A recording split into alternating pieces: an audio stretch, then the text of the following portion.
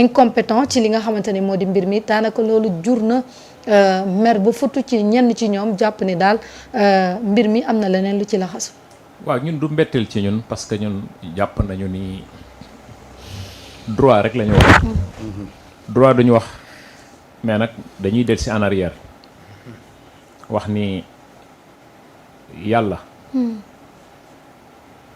moom mooy joxe pouvoir mooy borom pouvoir di borom puissance bu jëlee lu toll nit rafetal ay nit ci ay pouvoir am wala puissance am jagleel ko nit da nga ko koy nangul. soo bëggee noppalu. soo bëggee noppalu bu dul loolu sa xol dina jeex nga jële ci ay bàkkaar te défier nit boobu mais yàlla ngay défier. nee nañ Ousmane Sonko le président Ousmane Sonko warta nekk président de la République àdduna di dox di dox di dox di dox ba mu nekk premier ministre. premier ministre bi au lieu que ngeen opposé président ba premier ministre ngeen di opposé di wax li ngeen di wax ci moom wax li ngeen wax ci moom wax li ngeen di wax ci moom ba pare. mu jógee premier ministre ngeen dootul nekk dara dootul exister politiquement ça y est c'est fini pour lui yàlla def ko député te ñëpp xam nañ ni mu nekk député. mu jógee nekk ci députation boobu foofu la jaare nekk deuxième personnalité de l'État. cela veut dire que ni tey président de la république bu jëlee congé Ousmane Sonko moo fi ne. ku mu neex ku mu naqari nag nga génn réew mi xooli leneen feneen foo jëm ak looy defi. ndax loolu la yàlla def diw ngeen di dem yàlla moo koy def ci jaam diw la ñuy teeru tey yàllaa koy def ci jaam. ku xam loolu da ngay noppalu. loolu benn la ci. defe naa ni dañuy dem élection avant ñuy dem élection da ngay nekk ci liste. ci liste ouais. Le président Ousmane Sonko jiite liste bi ñu gagné kan moo noddu ne Ousmane Sonko député la du conseil constitutionnel. moo ne Ousmane Sonko député la ñu ni macha allah kon léegi leer na mais moom kese du koo xamante ni dafa demoon ci l'exécutif nekk ministre ou le premier ministre dellusiwaat assemblée nationale.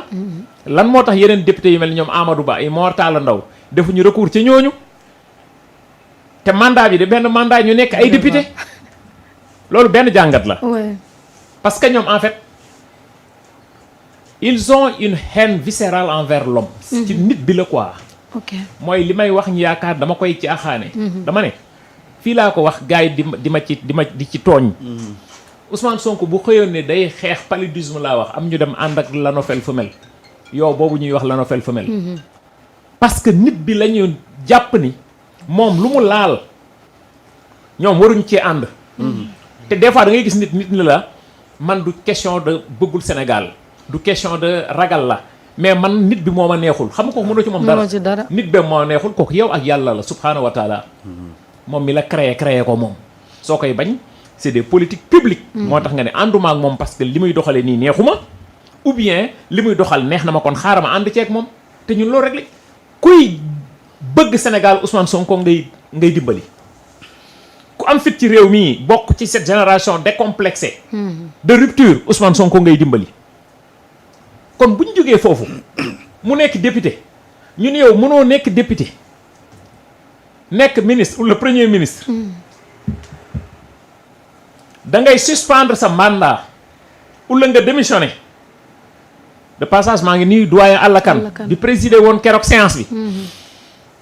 Macky Sall démissionné. ñoom ñu suspendre ñun la soo paree sa mandat législature sa mandat ci biir gouvernement bu Sénégal tu as 1 mois su ma juumulee. pour nga retourner waat à l'Assemblée nationale.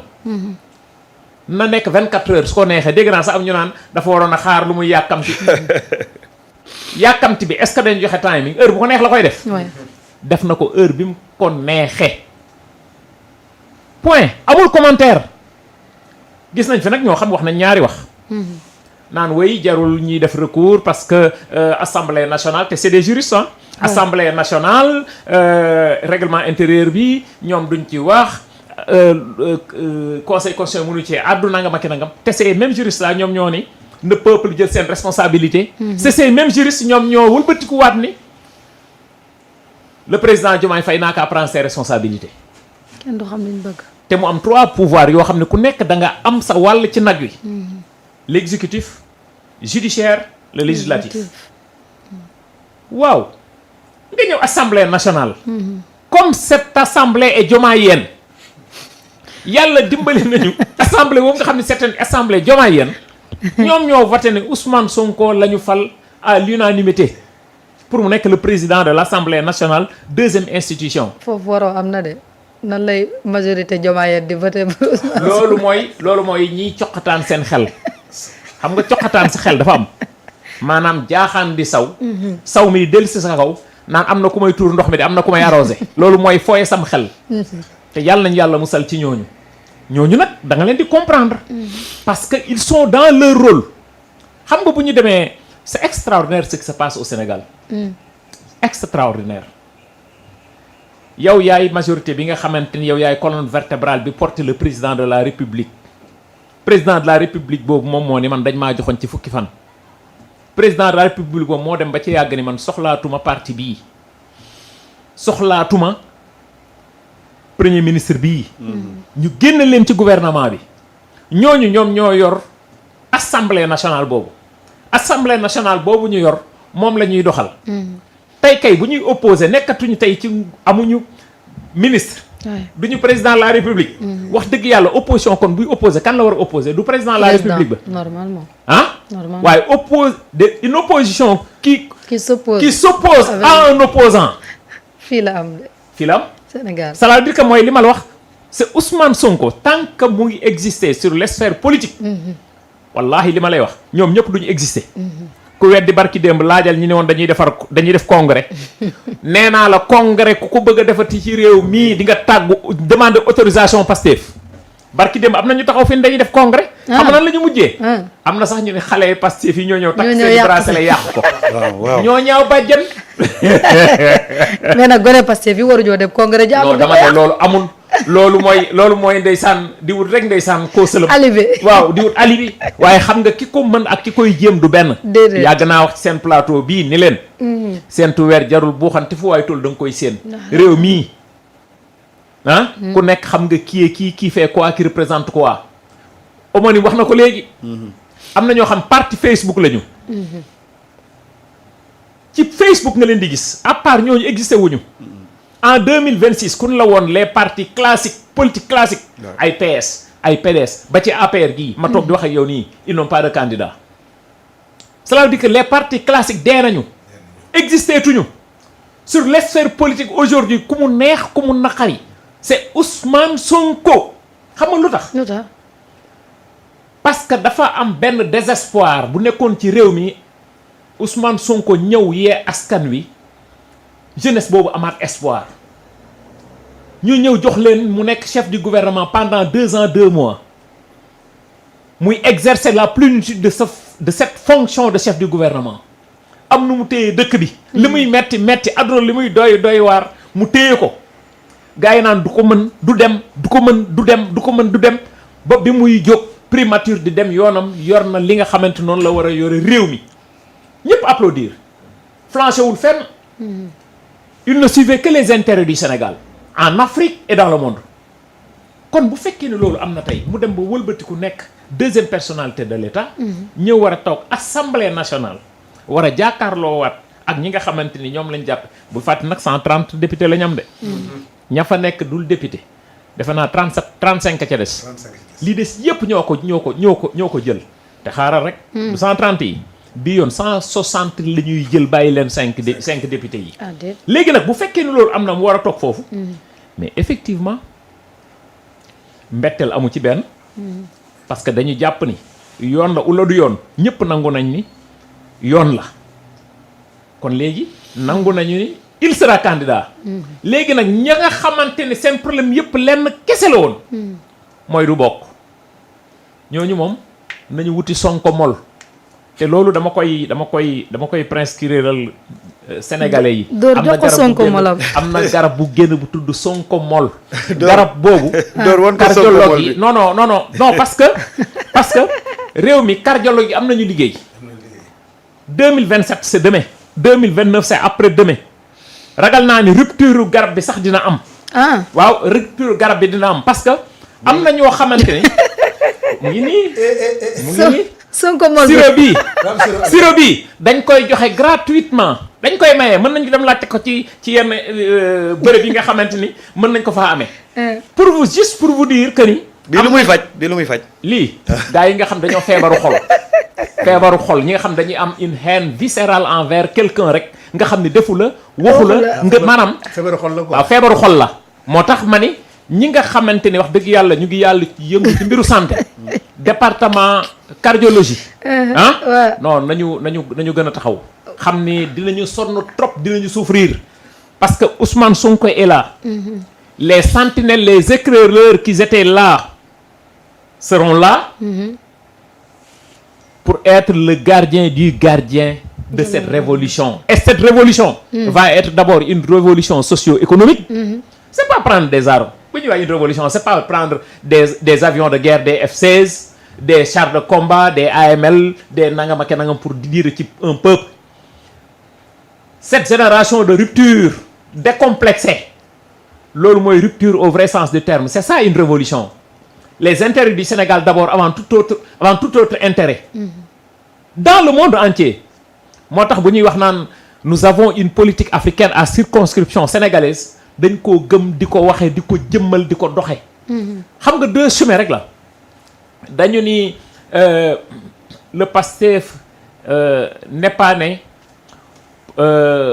pour une aspiration de pouvoir mais dëggantaan li tax ñu jóg dëgg c'est pour une transformation systémique portée par des hommes et des femmes de valeur qui incarne cette alternative générationnelle d'idées de rupture décomplexée. xam nga loolu nag bu yaatoo ci réew mi. xoolal bracelet yi rek. xoolal bracelet yi rek. macha allah koo gis mu ngeeg bracelet am. carte yi bientôt ñu génn. dëkk bi on va se faire respecter. Inch'Allah. dëkk bi on va se faire respecter. li ma ciy mujjee wax rek ci côté boobu. Ousmane Sonko a été très clair.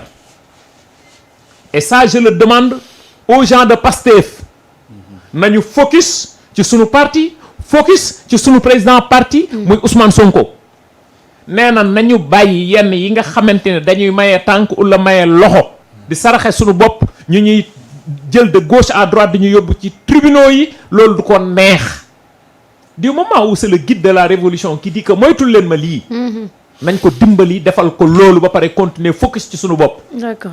coalition yi nga xam ni consortium d'intérêt lañu ñu teg leen de côté bañ a wax ci ñoom bañ leen a tudd bañ leen a taas ku saaga nañu paas dem suñu yoon.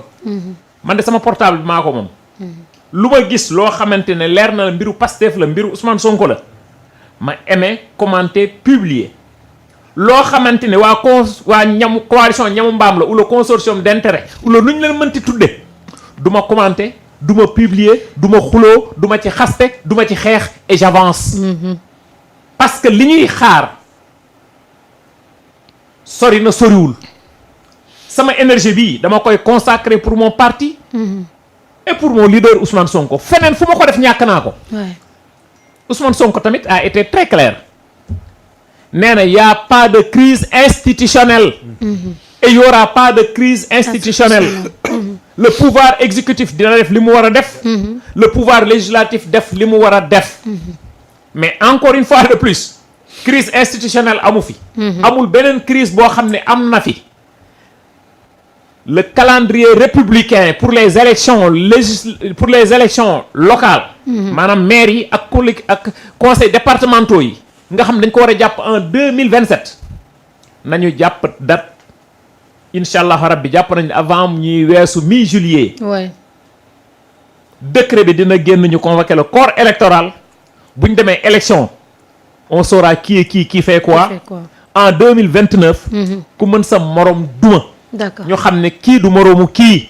parce que ki ko mën ak ki koy jéem du benn. te gars yi nee nañu pom du moroomu new. kon li ñu am pour wax foofu mooy que ni ku nekk na nga jël say responsabilités. ku mu neex ku mu naqari. La légitimité aujourd'hui charismatique, la légitimité politique, c'est des personnes d'autres que Ousmane Sonko, qu'on le veuille ou pas. Même boo ko bañee na ko sama waa ji baax ji doon waxee soo bëggee gëmm sa bët sax sa xel daf koy gis. cela veut dire que ni kon ñun jàpp nañu ne am na loo xamante ni kenn mënu koo nëbb li ngay gis da nga koy làmb di ko daj. xam ne lii c'est quelque chose de palpable mais li nga xamante ni da ngay wax pour wax. loolu mooy di foogee sax xel wala di coqataan sa xel. D'accord. te yàlla nañ ci yàlla musal. Amin amin alors merci Dama merci beaucoup pour le don alors doyen Sanou sa jàngat yow it ci ndogal li conseil